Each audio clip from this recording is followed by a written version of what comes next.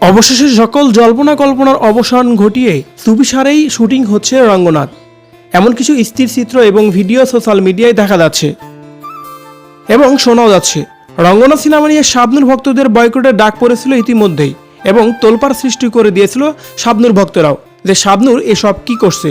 কিন্তু শাবনূর তবুও আত্মবিশ্বাসী মন নিয়ে এই সিনেমায় অনড় থাকলেন, যার পরিপ্রেক্ষিতেই অনেকটাই লোকচক্ষুর আড়ালেই চলছে এই সিনেমার টানা শুটিং। জানা গেছে রঙ্গনাথ তীব্র সমালোচনাকে ইতিবাচক হিসেবে বিবেচনা করে এই সিনেমার নির্মাণের প্রতি বেশ জোরালো নজর দিচ্ছেন ডিরেক্টর আরাফাত হোসাইন।